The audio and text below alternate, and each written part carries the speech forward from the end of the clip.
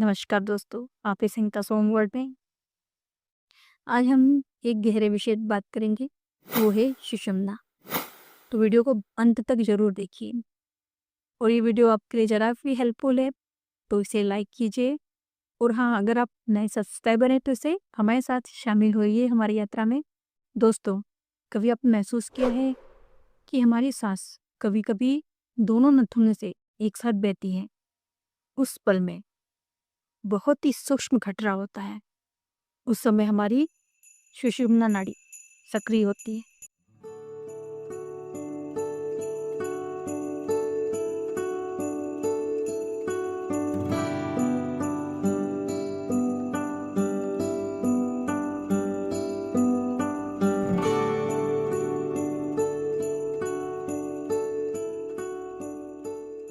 तो ये समय होता है योग, ध्यान और समाधि के लिए। इस दौरान कोई भी इच्छा पूर्ण नहीं होती। सुषुम्ना नाड़ी हमारी रीढ़ के बीच से गुजरती है, स्पाइनल कॉर्ड की। ये ईड़ा, चंद्र नाड़ी और पिंगला सूर्य नाड़ी के बीच का मार्ग है। जब चंद्र और सूर्य स्वर बारी बारी से चल रहे हों तब भौतिक और मानसिक जगत सक्रिय रहता है। आपका मन कामना करता है, सोचता है, योजना बनाता है और कर्म करता है। लेकिन जब दोनों स्वर एक साथ चल रहे हैं तो सुषुम्ना एक्टिव होती है। सुषुम्ना असल में हमारी रीढ़ की हड्डी के बीच से गुजरने वाली ऊर्जा की धारा है, जहाँ से हमारी चेतना ऊपर उठती है। ये इड़ा और पिंगला के मध्य का मार्ग है, जहाँ से हमारा मन शांत हो जाता है और स्थिर हो जाता है। उस समय हमारा मन ना तो दाएं ओर होता है ना बाएं ओर। हमारा मन भीतर की ओर लौटता है। हमारी कॉन्शियसनेस, हमारी चेतना अंदर की ओर आती है। यानी हमारा जीवन बाहरी अनुभव से हटकर अंदर की ओर यात्रा करने लगी। हमारा ध्यान अंतर्मुखी हो जाता है। सुषुम्ना एक्टिव होने पर ही हम धीरे धीरे द्वैत से अद्वैत की ओर जाने लगे। तो प्राण ऊर्जा भीतर की ओर खींचने लगती है। अब वो भारी संसार, डिजायर, एक्शन से हटकर अंतर जगत, ध्यान, समाधि, चेतना की ओर प्रभावित होता है। जब चंद्र और सूर्य स्वर बारी बारी से चल रहे हो तब भौतिक और मानसिक जगत सक्रिय रहता है। आपका मन कामना करता है, इच्छा करता है, सोचता है, योजना बनाता है और एक्शन करता है। लेकिन जब दोनों स्वर एक साथ चलते हैं तो सुषुम्ना एक्टिव होती है। तो प्राण ऊर्जा भीतर की ओर खींचने लगती है। अभी बाहरी संसार, डिजायर, एक्शन से हटकर अंतर जगत, ध्यान, समाधि, चेतना की ओर प्रभावित होता है। यानी उस समय ऊर्जा मैनिफेस्टेशन में नहीं बल्कि मेडिटेशन में जाती है। अभी इच्छाएं क्यों नहीं पूरी होती उस समय जब सुषुम्ना एक्टिव हो? तो अब सवाल ये उठता है कि जब सुषुम्ना चलती है तो इच्छाएं पूरी क्यों नहीं होती है? तो देखिए, इच्छा फलीभूत तब होती है जब हमारी एनर्जी बाहर की ओर जा रही होती है। हमारी इच्छा किसी व्यक्ति, किसी वस्तु को प्रभावित करने के लिए होती है। और ये तब होता है जब हमारा ध्यान बाहर की ओर होता है, हमारी ऊर्जा बाहर की ओर होती है। लेकिन जब सुषुम्ना नाड़ी चलती है तो हमारा ध्यान पूरी तरह से अंतर्मुखी हो जाता है। इसीलिए उस समय इच्छाएं फलीभूत नहीं होती। अब वो ध्यान मैनिफेस्टेशन में नहीं, मेडिटेशन में लग जाता है। आपकी चेतना दुनिया से हटकर ईश्वर और आत्मा की ओर लौटती है। इसलिए उस समय कर्म का प्रभाव बाहर नहीं पड़ता और कोई भी भौतिक या सांसारिक इच्छा पूर्ण नहीं हो पाती।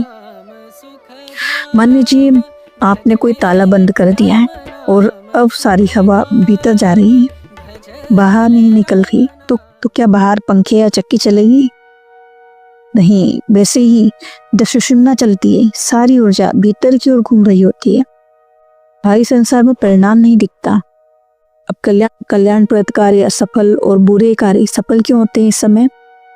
और एक और रहस्यमय बात जो सुनने में विरोधाभासी लगती है,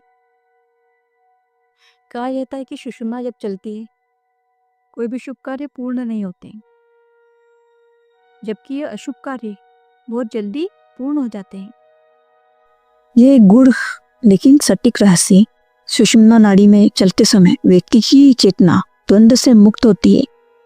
उसमें अच्छा बुरा का भेद मिट जाता है। इसलिए उस समय प्रकृति किसी कर्म में नैतिक मूल्य नहीं जोड़ती। जो भी किया जाता है वो केवल ऊर्जा प्रवाह बन जाता है। धार्मिक या शुभ कार्य करने के लिए आपको भावना, भक्ति और संकल्प की आवश्यकता होती है, जो चंद्र स्वर से जुड़ा है। लेकिन जब सुषुम्ना सक्रिय होती है तो मन भाव रहित, शून्य और निष्प्रवृत्ति की अवस्था में होता है।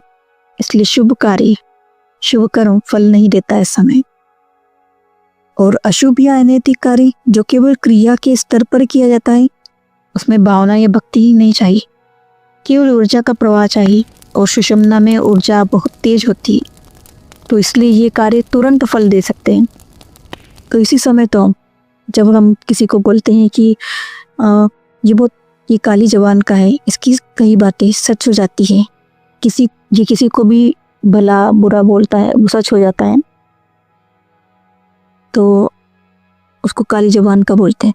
तो ये वही समय होता है जब सुषुम्ना जागृत रहती है।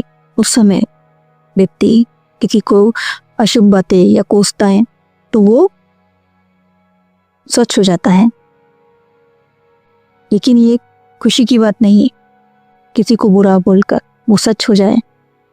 तो जो इंसान ये करता है उसकी आत्मा का पतन हो जाता है, आत्मिक पतन का कारण बनता है ये जो शब्द उसने बोला है। इसीलिए हम बोलते हैं कि किसी को भी कोसना नहीं चाहिए, बुरा नहीं बोलना चाहिए। तो अब आते हैं हम योग, ध्यान, समाधि के लिए ये क्यों श्रेष्ठ समय है।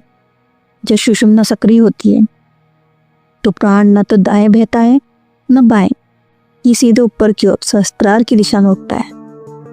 यह वही समय होता है जब मन शांत, वासना मुक्त और विचार शून्य हो सकता है।